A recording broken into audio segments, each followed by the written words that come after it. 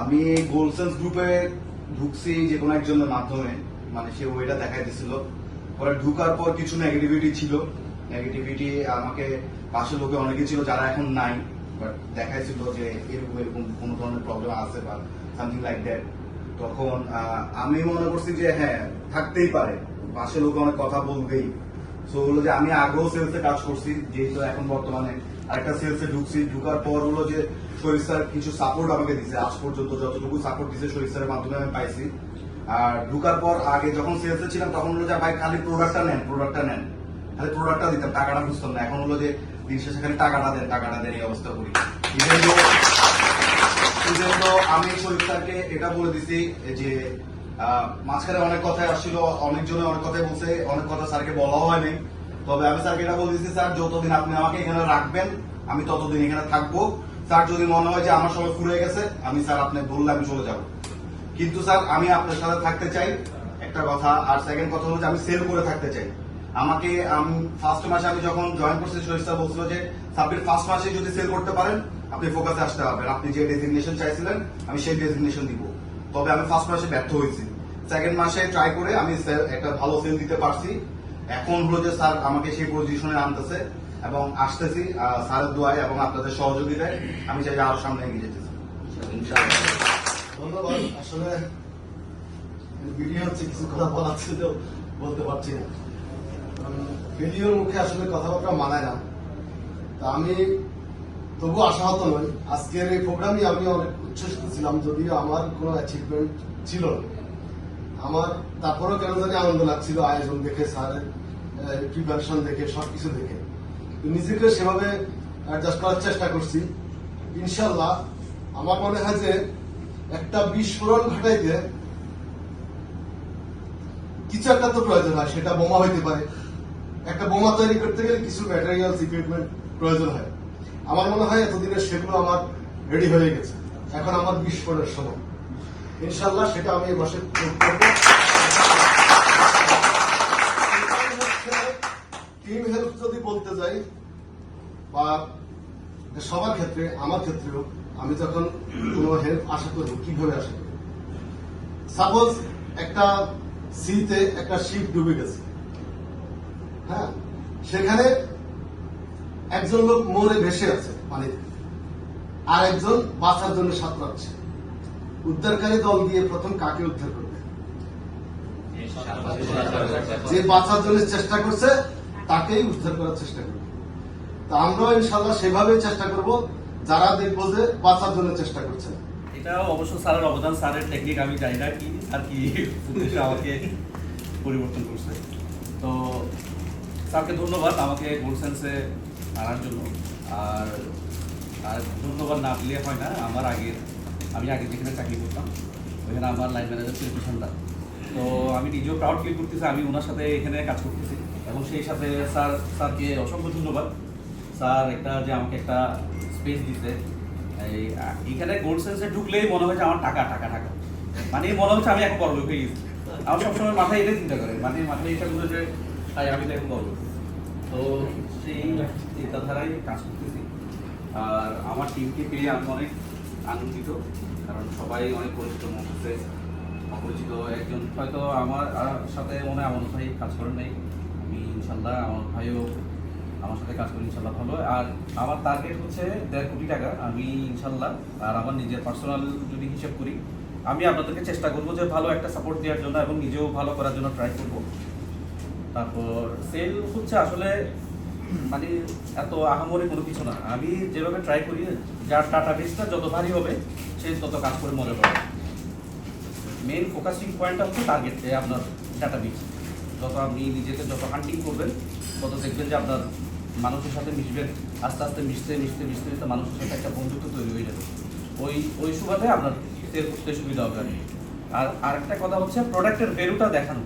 কাস্টমারটাকে যদি আপনি প্রোডাক্টের ভ্যালুটা যদি বুঝাতে না পারেন তাহলে কখনো আপনি সেল করে মজা পাবেন না বা সেলও করতে পারবেন। এই হচ্ছে কথা। আর পরিশেষে স্যারকে অসংখ্য ধন্যবাদ, স্যার আমাকে পদ চুজ করার জন্য, এবং ইনশাল্লাহ আমি ওই স্যারের ওই আশাটা ইনশাল্লাহ পূরণ করার চেষ্টা করব। একটা পয়েন্ট নিয়ে বলবো, যেটা হচ্ছে অ্যাপ্রিসিয়েশন, এটা স্যার শুরুতেই বললো, স্যারকে মনে করে নিতে। অ্যাপ্রিসিয়েশন বলতে আমি জাস্ট একটা ছোট পয়েন্ট বলি। গতকালকে কিষানদা একটা পোস্ট শেয়ার করছিল ফেসবুকে, দেখে পোস্টটা আমার নিজেরও ভালো লাগছে, আমি নিজেও শেয়ার করছি। Always do good, it comes back to you in unexpected ways, believe it. সবসময় ভালো করবেন, ভালো আপনার যে কোনো ভাবে যে কোনো ওয়েতে ভালো আপনার কাছে অটোমেটিক চলে আসবে। সেটা অ্যাপ্রিসিয়েশনের ক্ষেত্রে। আমরা এখানে সেলস করি, আমরা এখানে যাই করি না কেন, আমরা কি চাই? সবার থেকে একটা অ্যাপ্রিসিয়েশন চাই, একটা গুড কমেন্ট চাই, একটা ওয়েল উইশেস চাই যে নেক্সট ফার্দার আমরা যাতে আরো ভালো কিছু করতে পারি। অ্যাপ্রিসিয়েশনটা আমাদেরকে আরো বেশি মোটিভেট করে যাতে আমরা আরো বেশি ভালো সামনে করতে পারি। তো প্রত্যেকটা টিমের ক্ষেত্রেই বলবো, প্রত্যেকটা ইন্ডিভিজুয়াল মেম্বারদের ক্ষেত্রেই বলবো যে আগে আমাদের এখানে ফার্স্ট শুরুতেই 3টা টিম ভাগ হয়েছিল একদম ফার্স্ট থেকে। ওই 3টা টিমের মধ্যে আসলে একটা গুড কম্পিটিশন ছিল।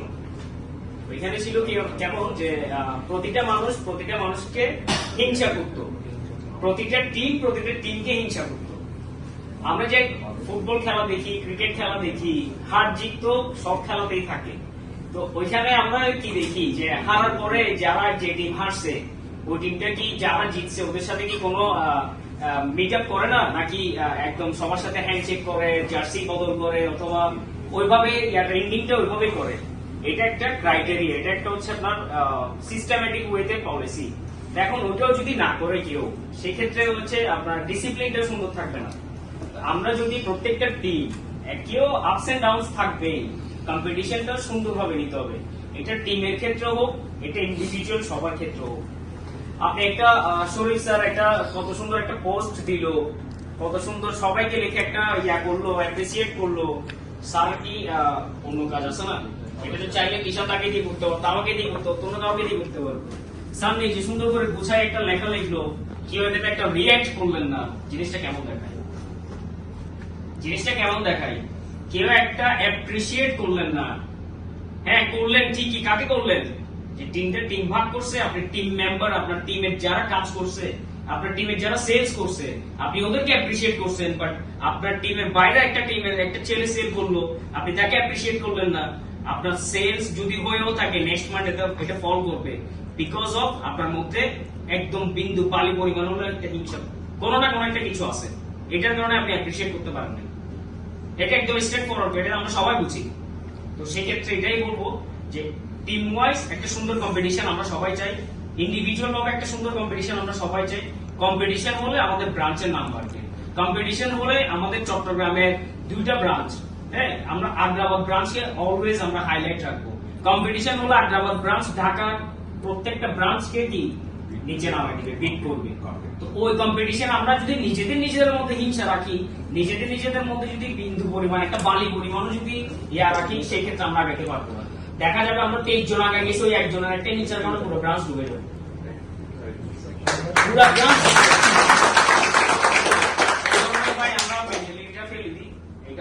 স্যার যেটা বললো যে অ্যাপ্রিসিয়েশন, সবাইকে অ্যাপ্রিসিয়েট করেন, যে পারতেছে না ওকে অ্যাপ্রিসিয়েট করেন, ভাই আজকে হয় না কালকে হবে, আজকে হয় না 1 ঘন্টা পর হবে।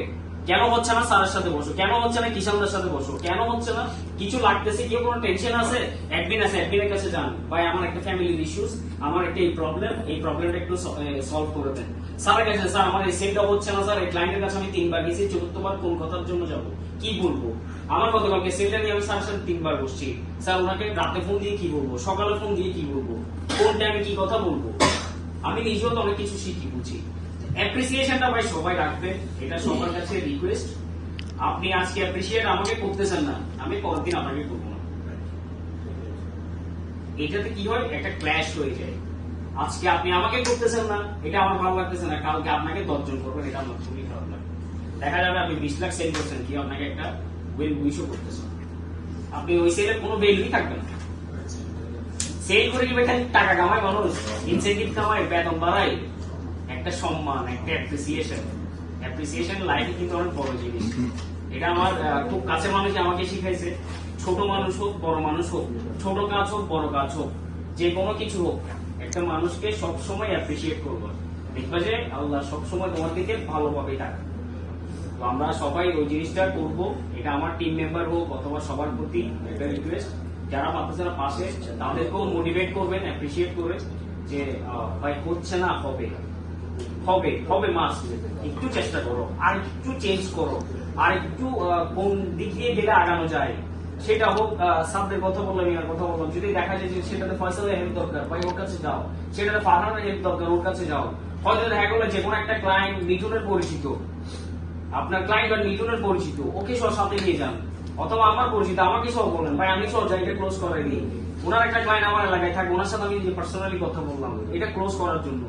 ভাই আমি নিজের থেকে আগায় আসতেছি, আপনারাও নিজের থেকে আগায় আসেন, এটাই হচ্ছে সবার প্রতি একটা চাওয়া পাওয়া। যারা যারা আমার কথাটা শুনছেন আমি তাদের প্রতি খুবই কৃতজ্ঞ, যারা শোনেন নাই, যারা ব্যস্ত ছিলেন তাদের প্রতি আমি আরো বেশি কৃতজ্ঞ। হ্যাঁ, তো সবাই সুন্দর চিন্তা ভাবনা রাখবেন, আমরা আগায় যাব ইনশাআল্লাহ। এখন আমাদের অ্যাডমিন স্যার যেটা বলবেন ওটা আপনারা একটু মনোযোগ দিয়ে শুনবেন, অ্যাডমিনের কথা। আচ্ছা, আমার গোল সেলসের জানি তো সবাই অলমোস্ট জানে, সো এটা নিয়ে না বলি, বাট সেলস বা এর বাইরে আমি অন্য একটা টপিক নিয়ে কথা বলতে চাই। যেহেতু সবাই আমরা এখানে আসলে জব করতে আসছি, অনেকেই আছে হচ্ছে যে জবটাকে টাইম পাস বা আমার এই মুহূর্তে একটা ইনকাম সোর্স দরকার, ওই পারপাসে আমরা আসলে জবটা করি, অনেকেই আছি আমরা। বাট আমি মনে করি যদি লাইফে যদি জব করেই যদি ইনকাম করার টেন্ডেন্সি থাকে, তাহলে আমি বলবো হচ্ছে এটা আমার নীতি যে আমি জবটাকে সিরিয়াসলি নিই, জবটাকে আসলে জবের মতো করে নিতে হবে। আদারওয়াইজ আপনি অ্যাডমিনের কাজ হোক, সেলসের কাজ হোক বা এইচআর এর কাজ হোক, আপনি আসলে প্রপারলি করতে পারবেন। এই জন্য সেলসের আগে আসলে জবটাকে আগে জবের মতো করে নিতে হবে, এবং জবের মতো করে নিলেই আপনি ক্যারিয়ার ওরিয়েন্টেড হইতে পারবেন, ক্যারিয়ারে সাকসেসফুল হইতে পারবেন। আমি লাইফে একটা সময় পরে যখন যেহেতু সবসময় সেলসে কাজ করছি, একটা সময় গিয়ে আমারও মনে হচ্ছে যে দূর সেলস ভালো লাগতেছে না, গিয়ে গিয়ে গিয়ে গিয়ে কথা ভালো লাগতেছে না। তো পরে চিন্তা করছি যে না, এটাতে যেহেতু আমি পারি, এটা নিয়েই আমার থাকতে হবে। পরে এই জিনিসটাকে আমার ধ্যান জ্ঞান করে ফেলছিলাম। এই জন্যই আমার ক্যারিয়ার ধরেন যে আমার স্বপ্ন বড়। আমি এই যে অ্যাচিভমেন্ট পাওয়া, তো আসিফ তো জানে আমি বেশ কিছু পদক্ষেপ আগেও নিছি, অ্যাচিভ করছি, শুধুমাত্র আমি জবটাকে সিরিয়াসলি নিছি দেখে। হ্যাঁ, সেটা যে যে ডেজিগনেশনেই আছেন, যে যে টিমেই আছেন, রেসপন্সিবিলিটিটাকে আপনার নিতে হবে। আর আরেকটা জিনিস হচ্ছে সেলসের ক্ষেত্রে আমি মনে করি হচ্ছে আপনার ডেডিকেশনটা, যেটা মেহেদি বললো যে ডেডিকেশনটা আসলে মাস্ট দরকার। কেউ আপনাকে, আমরা সবাই এখানে আসি হচ্ছে আপনাকে হেল্প করে দেওয়ার জন্য, কিন্তু আপনার নিজের থেকে 100% ডেডিকেশনটা লাগবে আমার সেলসটা করতে। 18 কোটি 20 কোটি মানুষ, এর মধ্যে 5 থেকে 6 কোটি মানুষ বিনিয়োগ করতে পারে। আপনি বলেন তো কত পার্সেন্ট মানুষের সাথে গত 6 মাসে কথা বলছেন? বলেন, গত 6 মাস 7 মাস থেকে যারা কাজ করতেছেন তারা কত পার্সেন্ট মানুষকে হিট করতে পারছেন? সারা বাংলাদেশের 1% পারছেন? আপনার তো সেল করতে হবে, এটা আপনার টার্গেট। একজন না নিলে আরেকজনের কাছে বেচতে হবে। আপনার প্রোডাক্ট কেউ না কেউ বিক্রি করে ফেলতেছে, নাকি বসে আছে আপনার জন্য প্রোডাক্ট নিয়ে? কেউ না কেউ বিক্রি করে ফেলতেছে। দ্যাটস ওয়াই আপনাকে স্টেপ নিতে হবে এখন। আমার 2025 সাল 28 সালে হ্যান্ড ওভার দেবো বেস হ্যান্ড, আমি 28 সাল পর্যন্ত বেচবো না, আমি আগামী 25 সালের মধ্যে বেস হ্যান্ড দিতে শেষ করে ফেলবো। এই বছর দিতে পারবো সব, এখন টাকা দেন আমাকে। কি করতে হবে? আপনার প্ল্যানিং থাকবে 10 বছর ব্যাপী, টাকা আসবে 1 বছর ব্যাপী। যদি এরকম থিঙ্কিং করতে পারেন, টেসলা যদি 10 বছরের প্ল্যানিং করে 1 বছরে অ্যাচিভ করার প্ল্যান করে, টেসলাকে অতিক্রম করতে হলে আপনাকে 10 বছরের প্ল্যান করতে হবে, সেটা 8 মাসে অ্যাচিভ করে দেখাতে হবে। তাইলে আপনি টেসলা হইতে পারবেন, নাইলে পারবেন না। কারণ সে তো অলরেডি 1 বছরে এটা অ্যাচিভ করে দেখা দিছে, নাকি? তাইলে আপনি যদি 10 বছরের কাজ 1 বছরে করতে পারেন, তাইলে আপনার কাছে মার্সিডিজ থাকবে, শুধু মার্সিডিজ না, প্রাইভেট জেট থাকবে। আমরা আমাদের এমডি স্যার একটা স্বপ্ন দেখাইছিল, গোল্ড সেলসের প্রাইভেট জেট থাকবে, প্রাইভেট প্লেন থাকবে, আমরা আমাদের প্লেনে করে করে ঘুরবো। আমি জানি এই স্বপ্নটা একদিন একদিন পূরণ হয়ে যাবে ইনশাআল্লাহ। গোল্ড সেলসের এই স্বপ্নটা একদিন একদিন পূরণ হয়ে যাবে। আর ফাইনালি যদি আমি বলি আপনাদের সেল না হওয়ার পেছনে, সেটা হচ্ছে আপনাদের ছোট টার্গেট। আপনি ফেইলিওর হওয়ার পিছনে মেইন কারণ হচ্ছে ছোট টার্গেট।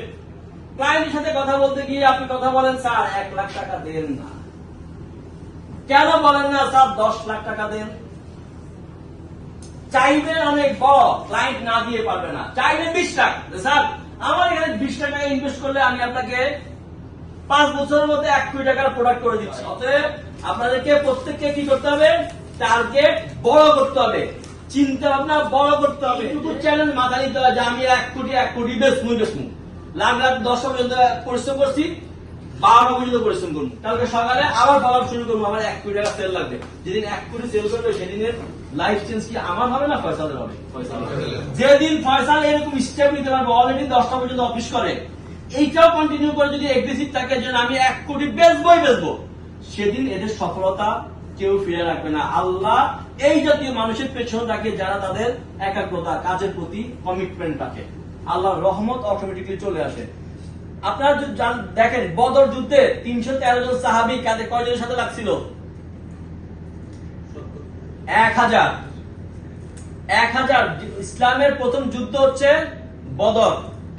বদর যুদ্ধের ইতিহাস, বদরের সাহাবীদেরকে বলা হয়েছে যে এরা সবাই জান্নাতি।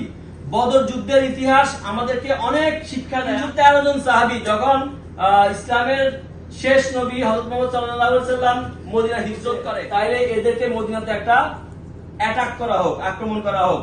সেই আক্রমণের জন্য ইহুদিরা বড় বড় তলোয়ার, তারপর ঢাল সহ একদম পুরো তাদের যুদ্ধের বেশ নিয়ে 1000 ইহুদি রেডি হয় যে মুসলমানদের উপর অ্যাটাক করবে। তখন মুসলমানদের সাহাবীদের কাছে একটা অস্ত্র ছিল না, মাত্র নাম লেখানো শুরু করা হয় যে কয়জন যুদ্ধ করতে রাজি আছে। 313 জন আসছে।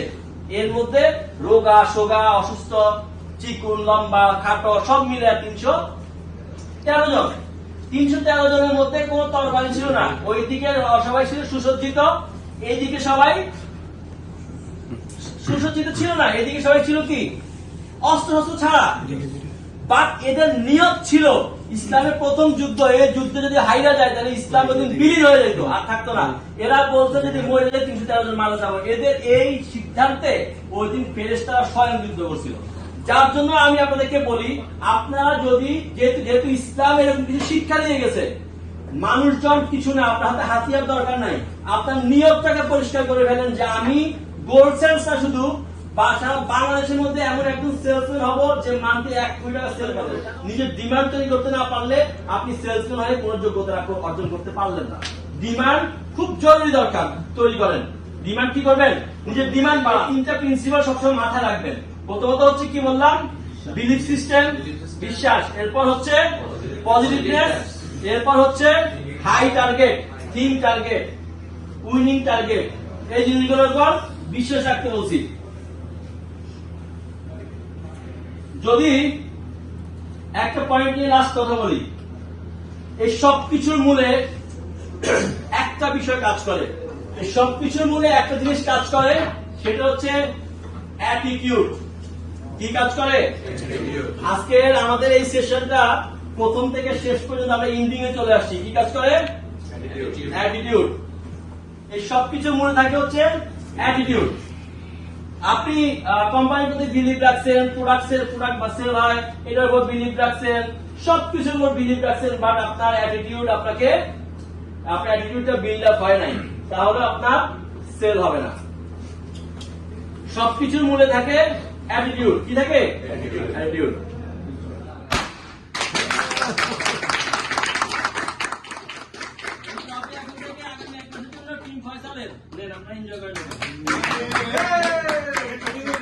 আর রবিন সাহেব মানে ওনার পরীক্ষা ছিল, উনি আরো অনেক কালেকশন দিতে পারতো।